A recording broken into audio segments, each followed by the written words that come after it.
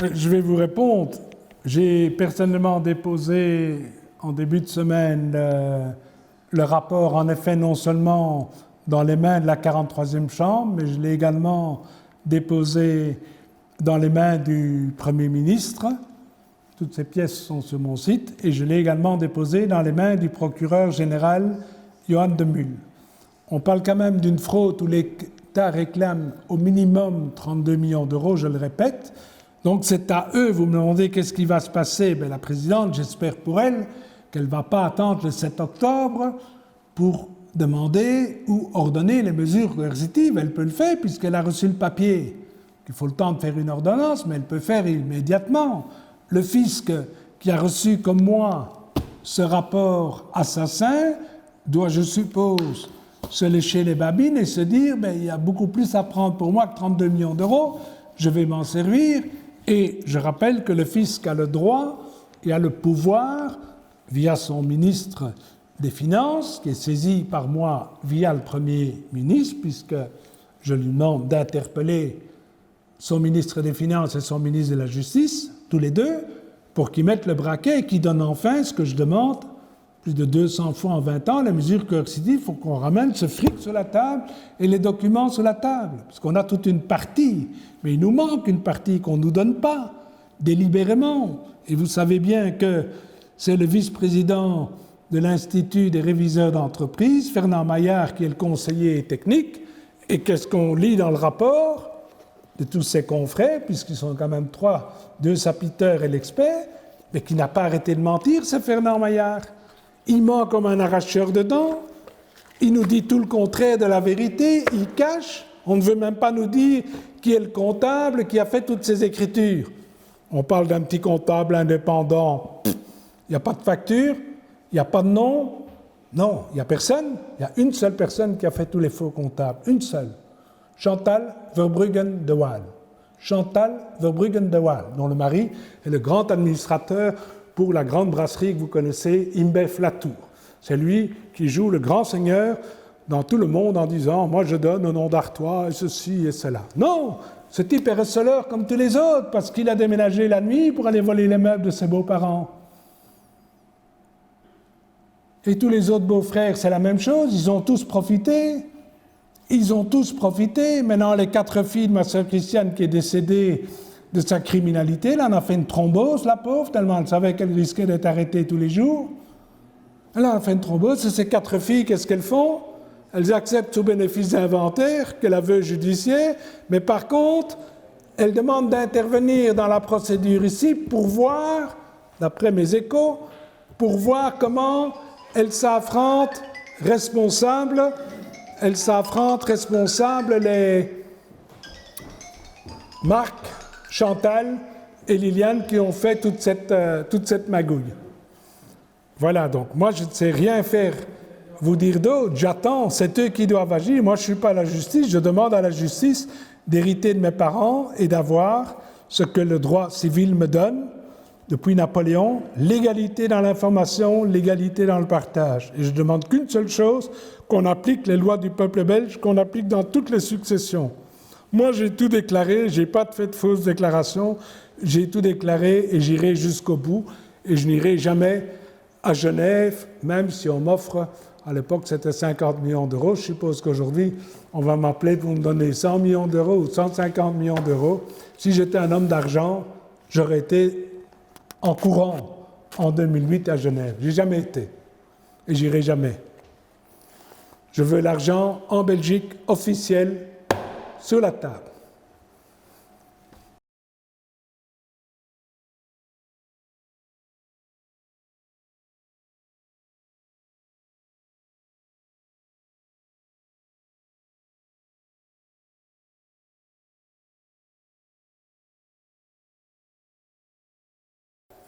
Ah, bien sûr qu'ils sont receleurs puisqu'ils ont aidé en connaissance de cause et volontairement. C'est d'ailleurs prévu, ça c'est la loi du recel, mais dans le code pénal, il y a écrit que quand vous trichez en bande, vous faites des faux en écriture pour voler de l'argent ou de la marchandise, etc., et que vous faites usage de ces faux, vous prenez 5 ans de prison. Mais quand vous le faites en étant assermenté, ce qui est le cas, Liliane est notaire, Chantal est réviseur, Marc est agent immobilier, il est assermenté, Jack était agent immobilier, il est assermenté, Christiane était agent immobilier, elle est assermentée, et donc oui, la circonstance aggravante est prouvée, et donc c'est 10 ans de prison ferme pour ces gens. Je vous rappelle qu'ils ont été condamnés à 5 mois de prison en première instance en 2010, que comme par hasard, le procès d'appel a été à une vitesse VV'. On a encore appris hier que pour avoir un appel en Belgique, il faut 7 ans, mais pour les frères et sœurs, pour les voleurs, c'était très vite. La justice, ils ont mis, vous êtes assis, même pas 2 ans pour acquitter sous bénéfice du doute, en écartant toutes les présomptions civiles et fiscales pour avoir en 2021, parce qu'on a fait traiter au maximum, la liquidation partage en Belgique, elle doit être finie en 10 mois maximum, elle est ouverte depuis le 29 janvier, donc il y a plus de 6 ans qu'on est occupé, ce qui doit être fait en 10 mois, a pris 6 ans, mais pour acquitter mes frères et sœurs, ça a pris 2 ans plutôt que 7 ans. C'est vous dire que la justice, elle peut être très rapide quand elle le veut, mais elle peut surtout être extrêmement lente quand elle le veut. Elle a mis 8 ans pour faire l'instruction, maintenant elle met 6 ans pour faire le rapport judiciaire, mais elle n'a mis que 2 ans pour acquitter les voleurs. Alors qu'est-ce qu'a dit le procureur du roi lors de Castillon qui avait requis 10 mois de prison? Elle a dit « J'ai été interpellé par ma direction, c'est-à-dire le parquet, pour donner tort à la thèse défendue par Luc Verbruggen et pour donner tort à la thèse défendue par l'État belge. » Alors, la pourriture du parquet, elle est prouvée. Je l'ai déjà dit dans mon interview à Pour-Presse, le parquet de Bruxelles est pourri dans le dossier Verbruggen. Et donc, la justice bruxelloise et l'État bruxellois est receleur de ma succession. Parce que sous la base du même dossier, des mêmes pièces que vous voyez ici, ce même parquet a requis, on a demandé 5 mois de prison, et en disant qu'il faut vérifier, et puis le même parquet 2 ans après, même pièce, plus rien à voir, et maintenant en 2021, on nous donne ça, 46 pages, pour nous dire que tout est faux, garanti par 3 mandataires de justice, donc c'est plus Luc Verbruggen ça, qui dit que tout est faux. Alors ce que vous devez tous savoir, c'est que le fameux rapport de 146 pages qui est sorti, c'est le rapport qui est fait par le 5e expert judiciaire Emmanuel Sanzo de Namur, qui s'est fait assister, il a demandé au tribunal, qui a nommé un sapiteur, un réviseur qui s'appelle Lambotte, qui a confirmé que la méthodologie qu'il a employée est juste, donc il confirme, ils ont fait ce rapport collégialement, et qu'également ils ont interrogé le sapiteur nommé par le tribunal, lui directement, l'expert Van Krombrugge, et qui lui a également dit qu'en effet, il fallait évaluer la valeur de l'hôtel du Sablon, comme l'a dit M. Sanzo, qui est un spécialiste et qui a écrit un livre de 743 pages sur comment évaluer une amphithéose. Et donc, c'est probablement là qu'il y a aussi eu un important détournement qu'on n'a pas, donc c'est 1194 millions, mais au niveau de la signature du compromis, qui est mal enregistré au niveau de Bruxelles, là également, il y a probablement 300 millions de francs belges, ou un peu plus peut-être, qui sont passés à côté de la caisse. Et c'est ces documents-là qu'on demande, et maintenant la justice doit aller les chercher de force. Puisque tout est prouvé dans ce rapport, tout ce qu'on nous a dit depuis 20 ans est faux, et c'est prouvé par des pièces. Je vous ai amené quelques pièces, mais venez chez moi, et j'ai des bibliothèques entières avec tous les faux, avec les faux écrits de ma sœur Chantal, du début jusqu'à la fin. Tout est faux, rien n'est bleu, blanc, pur. Si vous allez sur mon site, www.verbruggengate.be, vous avez tous les documents qui prouvent ce que je vous dis. Je n'ai pas encore pu mettre le rapport parce que les avocats de mes frères et sœurs parlent du secret des affaires, comme si dans les sociétés de mon père, on détenait la recette de Coca-Cola. Vous comprenez? si je donnais la recette de Coca-Cola des gaufres de Siska, là, je pourrais, qu'on me tape sur les doigts, j'accepte et je mets mes bras à couper. Mais quand je dis à toute la Belgique qui est au courant depuis 20 ans que tout est faux dans le rapport et qu'ils ont fait 1000 fois en écriture, ça les gêne évidemment, tant les avocats, les notaires qui ont triché, mais je finirai quand même par pouvoir le publier un jour. Donc, moi, vous savez, c'est une bombe à retardement. Hein. Moi, j'ai tout. Hein. J'ai reçu les annexes, je ne les ai pas ouverts, mais je les ai reçus, j'ai lu le rapport, je connais les sociétés, comme vous le savez, depuis 20 ans, j'ai fait un travail considérable dans les banques en Belgique, à l'étranger, partout, et j'ai toutes les réponses, et je suis convaincu de la fortune de mon père au franc près. La seule chose que j'ai jamais pu avoir accès, c'est toute cette magouille autour de la vente du Joli Hôtel, parce qu'il y a 1,5 milliard de francs belges qui ont été détournés par ce biais. Et là, qu'on aille chercher ce directeur de Fidelec, vous avez déjà vu un gestionnaire de fortune qui vous donne 10 ans après un compte, il n'est pas signé, sauf erreur et omission, et les dates ne sont pas bonnes. Et j'ai dit dès le début à l'époque, c'est Marc Verbruggen qui a fabriqué ce décompte. Mais Fidelec n'existe pas. C'est ce qu'écrit le notaire des champs, et Deville dit il ne faut pas en parler. Mais quand vous voyez le décompte ici et quand vous lisez les 146 pages, mais tout l'argent, il est là. Ça, c'est le liquide de la succession, ce n'est pas la valeur des titres, etc. Tout est là. Je vais vous donner un autre exemple. La galerie du Sablon. Dans les documents saisis chez Liliane Verbruggen, vous arrivez à 450 millions de valeur. 450 millions de francs belges de valeur en 2013. Ce n'est pas moi qui le dis, pièce saisie chez le notaire Liliane Verbruggen.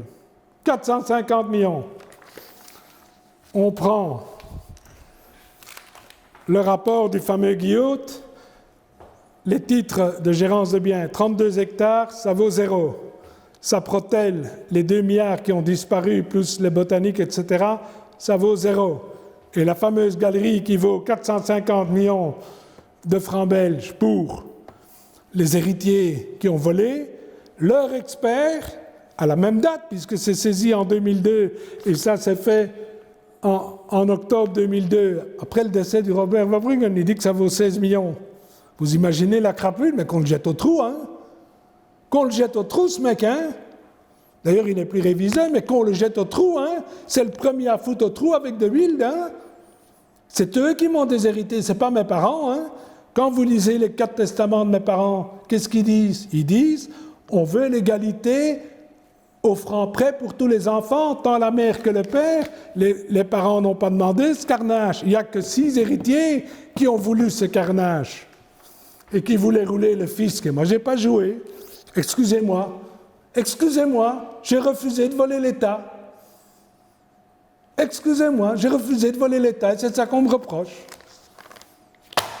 Quel bandit, ce Verbruggen!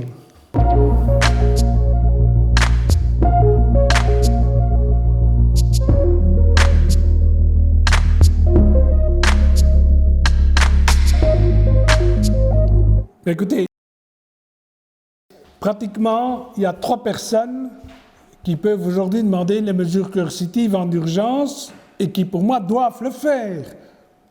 Sans quoi, ils sont, pour moi, ils deviennent receleurs à protéger les autres. Un, c'est le procureur général, Johan de Mul. Il est saisi. Il a le rapport dans ses mains, il doit les donner. 2, la juge Carlier.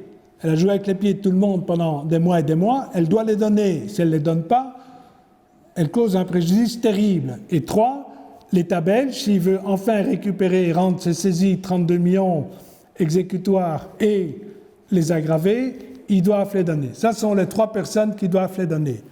Alors les documents, ils sont où? Il suffit d'aller dans les banques. Et quand vous mettrez les 4 voleurs qui sont survivants, la 5e étant morte, quand vous les mettez dans des cellules, ils ne vont pas tenir très longtemps, ils vont finir par cracher le morceau. Alors oui, peut-être qu'ils ont déchiré les documents. Mais en tous les cas, tous les banquiers qui détiennent cet argent volé, qui ont donné des attestations comme quoi ça appartenait à mon père, ces banquiers doivent parler. Et comme ils sont saisis par moi depuis 2002, vous savez qu'il n'y a plus de faux, il n'y a plus de prescription sur les faux en écriture, il suffit d'aller chercher avec les mesures coercitives, mais ne vous en faites pas, c'est la guerre entre les 4 héritiers survivants, Monique dit que c'est Chantal qui a fait les faux, que c'est Marc et Liliane qui sont les cerveaux, et les 4 filles de Grave disent « Ma mère n'a rien fait, elle a été abusée par les 3 autres ». Pour moi, ils ont en tous les cas tous l'argent entre les mains. L'argent, c'est comme l'eau, quand il y a une fuite, c'est pas toujours facile à trouver, mais on cherche jusque quand on trouve. Mais que la justice, les 3 personnes que j'ai dit, cherchent et trouvent ces documents. Ils existent. C'est facile de dire qu'on a tout déchiré, hein. Mais alors comment est-ce qu'ils habitent dans des villas aux août de 2-3 millions d'euros? Avec quoi ils l'ont payé? Avec quoi ils l'ont payé? D'où vient cet argent de leur standing de vie? Quand vous achetez une villa aux août, il faut payer, vous ne la recevez pas, hein? Donc, l'argent, il est là, hein? Il est partout, à gauche, à droite, hein?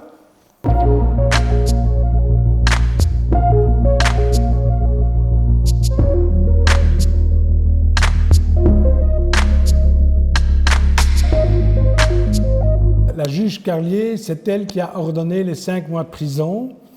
Et Isabelle de Ruyter, c'est la présidente de la 43e chambre qui, elle, est en charge aujourd'hui, qui doit finir sa mission en 10 mois et qui, après 60 mois, n'a toujours pas donné les mesures coercitives. Elle a particulièrement, heureusement pour elle, le ridicule ne tue pas, mais il y a 146 pages qui dit qu'elle s'est trompée, qu'elle est aveugle et qu'elle ne veut pas voir. Maintenant, c'est écrit. Alors, si elle ne sait pas lire, si elle ne sait pas comprendre, alors il faut que le procureur général fasse son travail à sa place, la remplace ou fasse quelque chose d'autre.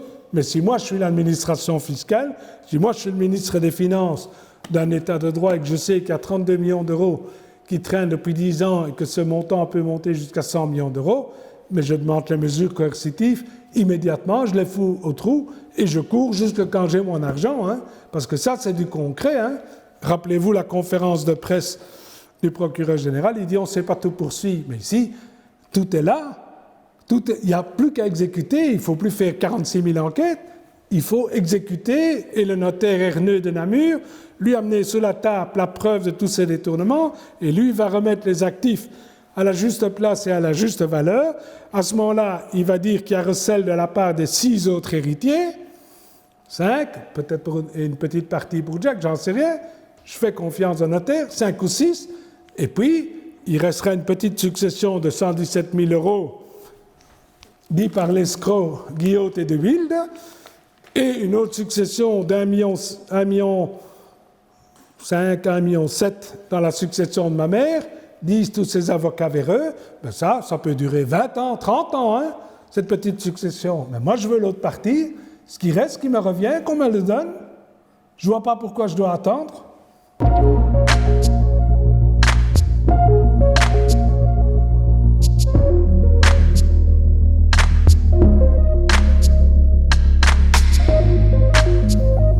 Je les ai saisis à maintes reprises depuis 20 ans. J'ai écrit, j'ai eu plus de 100 articles de presse, j'ai eu toutes ces vidéos et ces gens ne bougent pas. Alors il y a un problème. Vous savez, la corruption, ça existe, hein? C'est présent. Hein?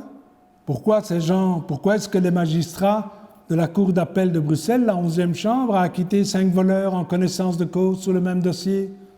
Pourquoi ils l'ont? Parce qu'ils ont reçu de l'argent, parce qu'ils sont achetés? Pourquoi est-ce que vous allez mettre votre carrière de magistrat comme Godeby et l'autre, le président Mas, en jeu 1 an avant de partir? Parce qu'1 an avant de partir, vous vouliez, comme tous, hein, un bon paquet pour sortir et ils ont reçu des millions. Hein. C'est ça la corruption, hein. La vérité, elle est là. Hein. Et donc, ces gens-là ne vont pas aller chercher, ils n'ont jamais été les chercher en 20 ans. Mais maintenant, le procureur de Mul, c'est quand même le 3e procureur général de Bruxelles que je connais dans le dossier, qui ne va pas chercher la vérité. Hein. Alors celui-ci, je vous garantis que je vais l'emmerder tous les jours, jusque quand il va la chercher, parce que moi, je ne vais pas accepter de devoir attendre encore 10 ans pour hériter. Hein. Il n'en est pas question. Hein.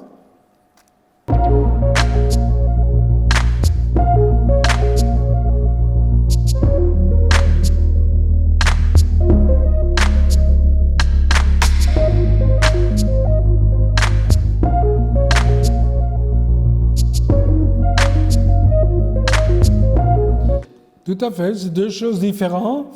L'expert Van Crombrugge doit tenir compte des baux amphithéotiques et doit surtout constater que le compromis de vente et l'acte de vente qui ont été enregistrés par le notaire des champs sont inexacts et incomplets, donc il faut aller chercher le véritable acte et le véritable compromis. Ça, c'est une chose, ça prouvera qu'il y a plus ou moins 1,5 milliard qui ont disparu. L'analyse de l'expert va valoriser en tenant compte, comme le fait très bien M. Savès dans son livre, M. Sanzo, dans son livre de 743 pages, il va valoriser au même montant. Alors je vous apprends que quand les gens ne veulent pas donner les documents ou les caches, à un certain moment, le notaire et l'expert a le droit d'autorité de dire, voilà, on n'a pas les documents, mais ce que dit Luc Verbruggen est probant, ils doivent travailler sous base des comptes que moi j'ai donnés, c'est-à-dire sous base de ces mouvements d'argent, et on reconstitue la succession comme ça, et ils sont condamnés à me rembourser toutes ces sommes avec les intérêts composés. S'ils ne veulent pas donner les papiers, qu'est-ce que vous voulez, moi je ne sais pas les tuer, moi je ne peux pas me faire justice moi-même. Je dépends de ces 3 personnes qui ont aujourd'hui le pouvoir d'arrêter ces voleurs une fois pour toutes et d'amener sur la table des notaires la succession. Il est impensable qu'un État de droit ne sache pas finir une succession après 20 ans.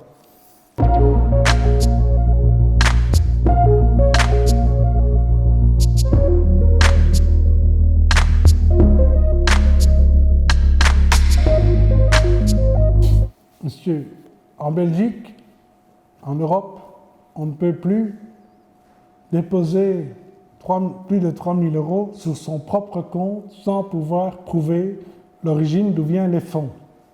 Alors comment voulez-vous que ces 2 milliards qui sont dans la nature, plus intérêts, plus tous les revenus qu'a donné cette société pendant 20 ans, c'est sur des comptes en banque. Alors je suppose que le notaire, je lui ai demandé à 1000 reprises, j'ai demandé à l'expert, j'ai demandé au tribunal de faire une enquête et d'interroger les banquiers doivent parler. La nouvelle loi est sortie, on ne peut plus blanchir, et les banquiers sont receleurs parce que les banquiers ont aidé à cacher cet argent. Moi, j'ai écrit aux banquiers de mon père, en l'occurrence la Vereinsbank, je peux vous sortir la lettre, en 2002, pour demander où était l'argent. Ça, on ne déplace pas 1,5 milliard de francs belges comme ça, les 4,6 millions qu'ils ont touchés de Grimbergen. Mais il y a eu un chemin, où est cet argent, à quel taux il est placé, j'en sais rien, mais que la justice fasse son travail, mon Dieu.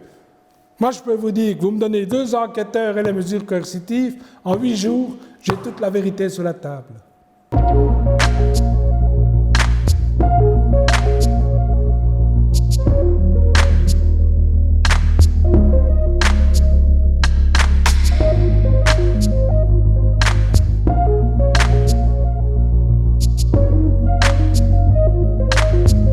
Qu'est-ce qu'ils récupèrent? Comme vous avez dit très justement, ils achètent un bâtiment. Quand ils achètent le bâtiment, ils reçoivent les recettes qui restent jusqu'au terme des 27 ans. Mais au terme des 27 ans, ils reçoivent un bâtiment qui doit être à l'état neuf, dit le bail. Donc, le commerçant, l'exploitant qui est là doit le mettre en bon état. Donc, ils reçoivent un bâtiment à l'état neuf. Mais en plus de ça, ils récupèrent gratuitement le fonds de commerce du 4e hôtel sur la place de Bruxelles, et ça vaut aussi beaucoup d'argent, parce qu'ils ont un bâtiment libre d'occupants, et ils peuvent, eux, revendre à n'importe quelle chaîne à ce moment-là. Je suppose que Bruxelles sera encore, j'espère, plus international qu'il l'est aujourd'hui, et donc l'hôtel, plutôt que valoir 1,5 milliard comme on l'a vendu en 2002, ils l'ont vendu en 2001, pardon, ben probablement qu'au terme des 27 ans, vous savez que l'immobilier en Belgique, en général, monte de 5% par an, alors faites le compte, l'hôtel aura doublé de valeur, et ça, ils l'ont reçu pour rien. Et c'est ça le noir du compromis. Et c'est ça que Sanzo explique très très très bien dans son livre de 743 pages, qu'évidemment, quand on vend par anticipation, on reçoit une partie du bénéfice qu'on récupère à terme. Et donc, cette plus-value, c'est ces fameux 300-500 millions qui sont dans nos poches, enfin dans les poches des voleurs, c'est Saprotel manifestement les a pas eus, ils ont fait une histoire d'une option bidon, qu'ils avaient une option, ils ont soi-disant vendu une option, c'est tout un montage difficile à expliquer ici, mais ils ont pris 300-500 millions pour ce bénéfice futur, et ça ils l'ont caché à tout le monde, c'est en dehors des 1194 millions, c'est énorme. C'est vraiment un hold-up en col blanc, cravate Hermès, tailleur Chanel, et c'est couvert par des toges de magistrats et d'avocats. Et c'est ça qui est grave. Et les ordres professionnels, croyez pas, il y a eu 9 bâtonniers, puisqu'on change tous les 2 ans, il y avait plus de 20 ans, on a eu 9 bâtonniers, plus des autres qui sont intervenus. Ne me dites pas que sur les 10 ou les 12 bâtonniers qu'il y a eu, il n'y en a aucun qui sait, dans sa carrière, comment est-ce qu'on valorise une amphithéose. Hein.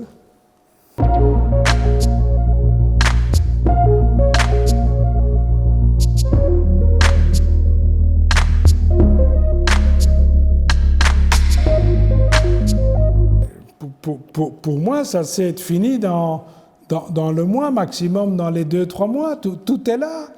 Il suffit d'ordonner les mesures coercitives, il suffit que le notaire tienne compte des faux serments qu'il a reçus, puisqu'ils ont tous fait un faux serment. Maintenant, Jack est pris également d'avoir triché depuis le départ, donc il tombe dans le recel pour moi également. Mais c'est le notaire qui doit le dire, c'est pas moi. Moi, je ne suis pas l'arbitre, je ne suis pas le juge de mes frères et sœurs, je suis uniquement la victime de mes frères et sœurs, je dis bien mes 4 sœurs et mes 2 frères, et je suis la victime de tous ces ordres professionnels qui ont triché, et je suis la super victime de toutes ces crapules de politiciens qui ne sont pas intervenus, qui laissent faire la fraude, or qui disent tous en campagne électorale, il faut lutter contre la fraude fiscale, et surtout ces magistrats qui ont triché. Parce que si les magistrats avaient fait leur travail, mais les autres, on aurait dû les arrêter. Hein. Quand on a saisi le 13 mai, mais dans la semaine, il fallait les arrêter, c'était fini. Hein. Et on n'aurait jamais connu ce carnage. Hein. Mais ils ne l'ont pas fait à l'époque, maintenant ils doivent le faire. Parce que maintenant, la justice bruxelloise est receleur. Et moi, je gagnerai un jour. Et qui va payer? Le peuple. Le peuple va payer les fraudes de mes frères et sœurs. Tandis que si on les arrête, qu'on poursuit les banquiers, qu'on poursuit les avocats et tous les gens qui ont aidé, là on aura la vérité. Et alors le peuple ne payera pas la bêtise des riches. Ou sinon c'est le peuple qui va payer comme d'habitude la fraude fiscale. Parce que si les politiciens ne donnent jamais à la justice les moyens qu'elle réclame depuis des années, c'est facile, hein? Alors on dit à tout le monde, mais faites de la fraude fiscale autant que vous voulez, ils n'ont pas d'argent, ils ne savent pas vous poursuivre. Allez-y, fraudez, vendez des hôtels, faites des amphithéoses, vous pouvez tout faire, ils ne comprennent rien. Ils sont tous bêtes ou quoi dans ce palais? Il n'y a personne dans le palais qui comprend ce que je gueule depuis 20 ans? Non, non, ils sont corrompus, et ceux qui ne le sont pas couvrent les autres pour sauver l'apparence. L'apparence, qu'est la justice? C'est une apparence. Tout est faux. C'est écrit, 146 pages qui dit tout est faux, donc tous ces magistrats ont menti. On a fait je ne sais pas combien, il y avait 50 procédures. Vous imaginez comme on encombre le parquet, ce que ça coûte, toutes ces procédures, pour rien, pour protéger 5 voleurs, et on les laisse encore courir. Mais c'est un scandale. C'est un scandale de laisser ces gens en liberté. Il ne faut pas les mettre en prison pour moi, hein. Parce que moi, ça ne me rapporte pas un franc que mes frères et sœurs aillent en prison. Hein. Il ne faut pas les mettre en prison pour moi.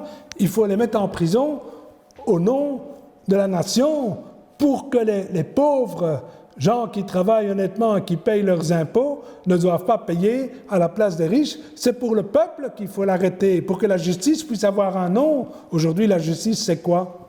C'est une république bananière, ce n'est pas un état de droit. Ce n'est pas un état de droit.